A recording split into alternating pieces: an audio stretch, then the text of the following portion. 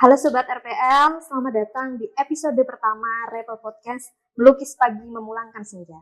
Saya Bu Eva, di episode pertama ini kita akan ngobrol-ngobrol tentang hal yang paling mendasar, yaitu apa itu RPL.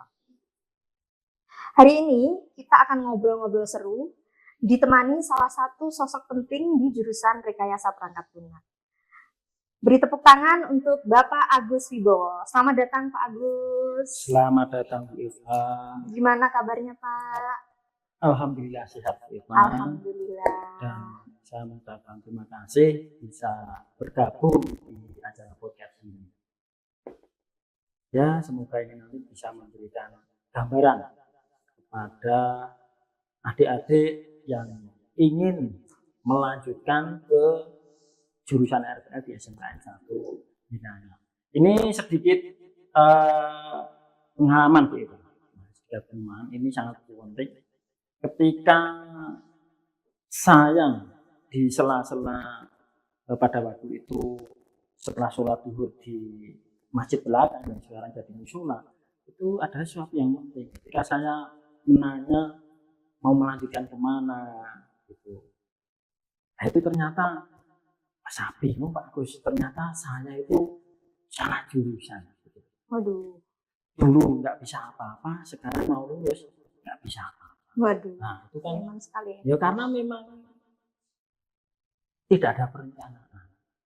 Nggak tahu itu masuk ke sini itu ikut temannya, disuruh orang tua, atau memang itu kemauan. Dan sudah tahu kalau RPL itu secara garis besar itu seperti apa. Nah itu yang penting, sehingga anak-anak itu tidak kaget akhirnya ngukru dan sebagainya seperti itu. Sehingga podcast ini saya kira sangat penting sekali untuk pengetahuan umum bagi adik-adik kita yang akan melanjutkan ke jurusan RPL. Gitu Mbak Eva.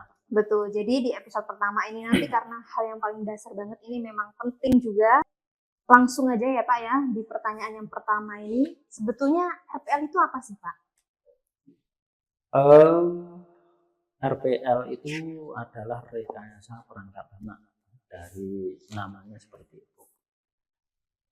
Jadi jurusan yang dimana di situ ada 3 Mbak, yaitu merencanakan, terus mengembangkan, terus nanti maintenance, endingnya ya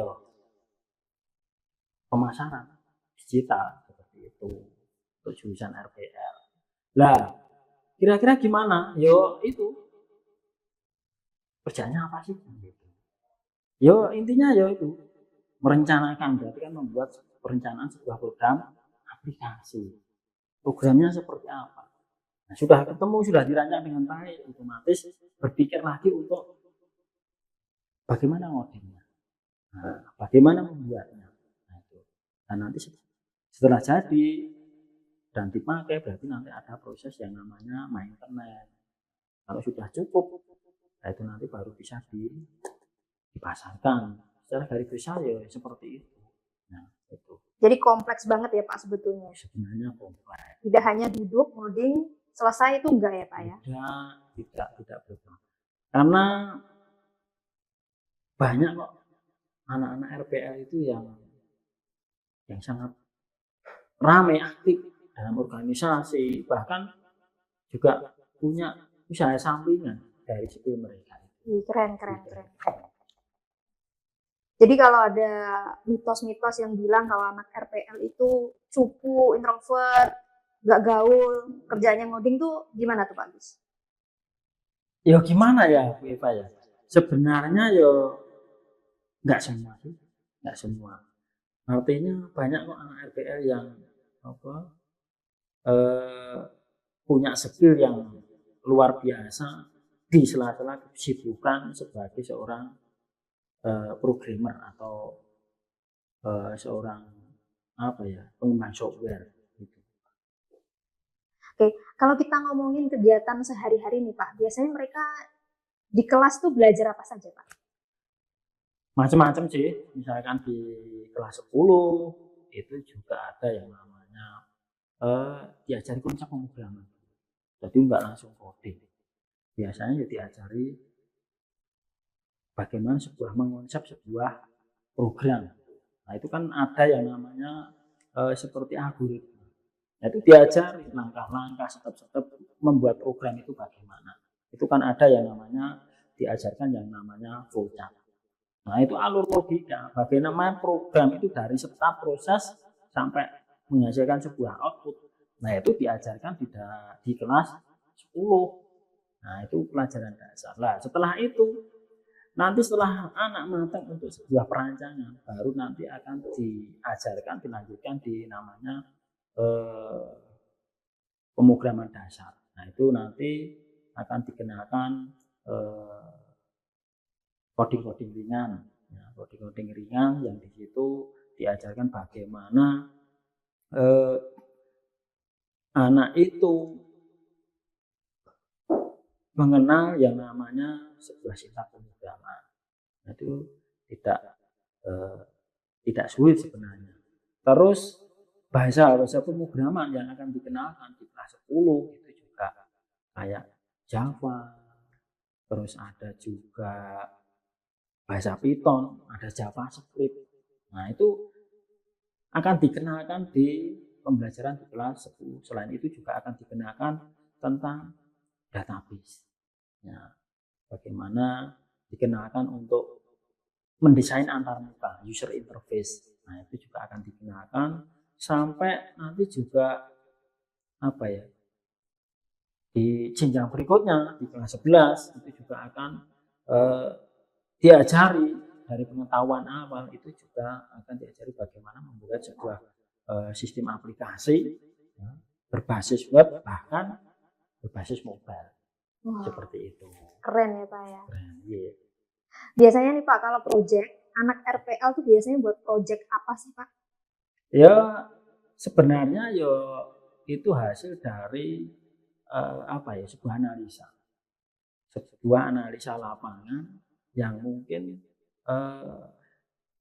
kebutuhan dari masyarakat. Contohnya kayak program kasir atau mungkin program aplikasi yang dibutuhkan oleh UMKM di daerah Ponorogo. Nah itu ya contohnya ya bisa ada program kasir, bisa ada game edukasi, ada juga membuat sebuah aplikasi yang berbasis yang sekarang lagi ngetrennya itu berbasis IoT. Ya. Nah itu nanti untuk IoT bisa di bidang pertanian. Nah itu salah satunya juga akan diajarkan di RPL. Juga ada sistem aplikasi yang digunakan oleh sekolah kita sendiri. Oh di sekolah kita ada Pak contohnya? Ada Pak. Ada. Itu yang sekarang dikembangkan, ya sudah dibuat sekarang juga terus dikembangkan, yaitu Simbah. Simbah, apa tuh Pak? Singkatan dari apa tuh Pak? Simbah. Simbah itu sistem muncul ya, berbasis sekolah. Muncul di sini di layar ya Pak ya. Iya. Ini salah satu contohnya, ini makanya di kan ada Simbah, itu sistem integrasi manajemen berbasis sekolah. Itu banyak sekali apresiasi yang dikembangkan di sini. Nah ini nanti hanya contoh, Pak. Nanti kalau menerangkan ini itu membutuhkan waktu yang sangat banyak, karena setiap diklik dalam satu menu itu akan banyak yang harus dijelaskan. Nah ini hanya garis besar saja Bu Eva. Ini adalah produk-produk dari anak didik kita, dari RPL seperti ini yang memang benar-benar dipakai oleh sekolah. Sudah diimplementasikan ya Pak ya. Tapi juga masih dikembangkan gitu ya Pak. Terus dikembangkan sesuai dengan kebutuhan sekolah. Nah ini nanti mungkin akan dibahas oleh narasumber yang lain di lain waktu. Oke, siap Pak Agus. Wow, berarti proyeknya tuh by case di dunia nyata ya Pak ya? Iya, memang harus software yang dibutuhkan oleh masyarakat, sehingga apa yang dibuat itu benar-benar tepat. Wow, seperti itu Bu Eva. Keren banget. Jadi Sobat RPL yang masih penasaran nih, kalau udah lulus nih Pak, dari RPL tuh biasanya kerjanya di bidang apa sih Pak? Beragam Bu Eva, beragam. Ya seperti itu tadi, ketika anak itu benar-benar mampu untuk membuat sebuah mendeploy sebuah aplikasi, ya dia akan berbisnis di dalam dunia programmer. Nah, rata-rata anak-anak itu lulus sudah bisa membuat istilahnya home industry lah bisa dikatakan. Kalau di RPA ya software house. Wow. Nah itu. Tapi di rumah itu mereka lulus itu sudah bisa membuat sebuah perusahaan sendiri di rumahnya sendiri. Wow. Karena sekarang itu kan tidak harus ngantor kalau RPR itu. Betul Ya, Pak, betul. tidak harus ngantor karena apa? Bisa dibuat secara online.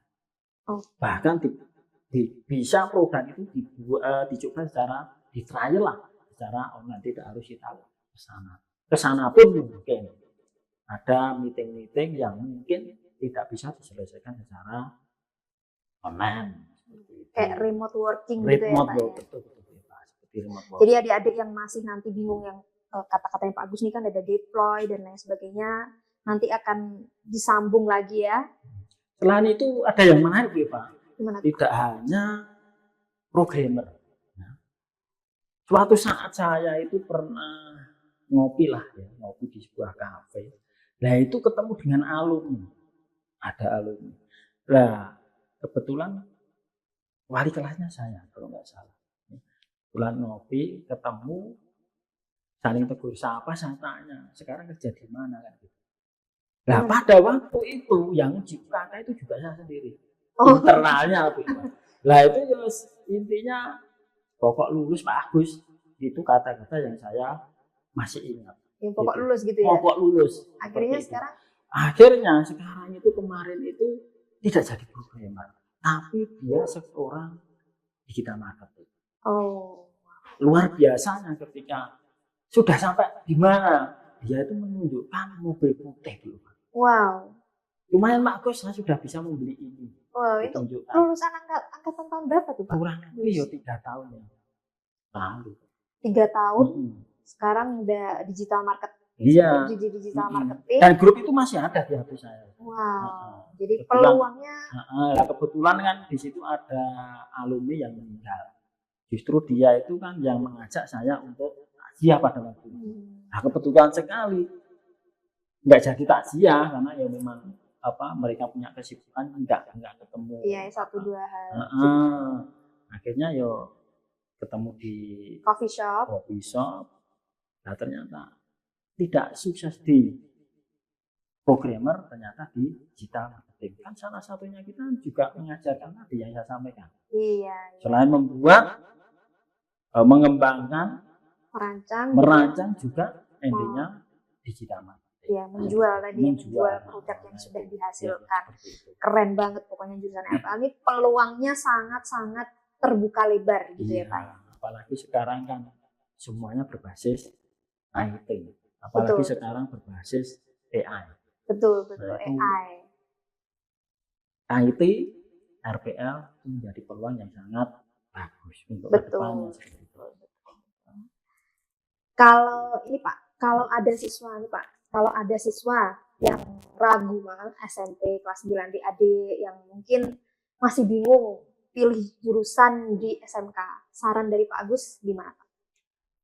Jadi untuk adik-adik semuanya, jadi sebelum menentukan pilihan, alangkah baiknya itu bisa browsing. Sekarang kan ilmu itu tinggal klik sudah keluar semua jawabannya. Yo review, artinya mencari sebuah informasi RPL itu seperti apa, pelajarannya seperti apa, itu kan di internet sudah banyak. Nah setelah itu dirancang lebih awal, misalkan kelas 1 mungkin sudah bisa harus ke RPL lah. Ya memang harus kalau kita berbicara gelas, ya diisi dulu pengetahuan dasar yang kaitannya dengan RPL, latihan coding dasar. Gitu loh, sehingga gelas itu tidak benar-benar kosong masuk di RPL. Oh gitu ya Pak. Akhirnya terlalu berat. berat akhirnya curhatan gurunya. Salah jurusan malah. Karena kita ya menemui ketika mengajar kelas 10 yang sekarang ini 2025 2026. Yang sekarang ini? Iya, anak sudah bisa Oh, keren. pemrograman JavaScript. Oh, keren. Nah itu. Kelas berapa tuh, Pak? Kelas 10. Yang sekarang ini ya? Iya. Keren. Nah, harusnya kan adik-adik itu kalau memang memilih jurusan ya harus benar-benar disiapkan. Tidak asal ikut-ikutan. Akhirnya ya endingnya ya itu salah jurusan. Oh, gitu. Ya, motivasi belajarnya berkurang seperti itu. Oke, Sobat RPL tadi sudah dijelaskan oleh Bapak Agus. Jadi belajar di RPL tuh nggak hanya belajar komputer saja, tapi benar-benar sudah dipersiapkan untuk masa depan dunia digital yang penuh peluang dan juga peluang kerja maupun peluang usaha. Terima kasih Pak Agus sudah hadir di episode perdana ini. Semoga obrolan kita yang singkat padat tadi bisa membuat anak-anak kita semakin semangat belajar di jurusan RPL.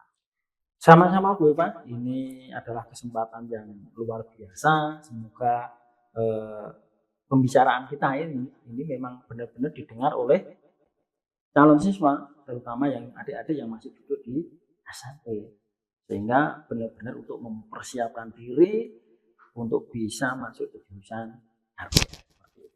Setuju. Baik Sobat RPL, sampai di sini dulu obrolan kita di podcast perdana ini. Jangan lupa kita akan lanjutkan di episode berikutnya dengan topik-topik yang tentunya menarik. Saya Bu Eva, pamit undur diri. Repel Podcast, melukis pagi, memulangkan senja. Wassalamualaikum warahmatullahi wabarakatuh. Sampai jumpa. Waalaikumsalam.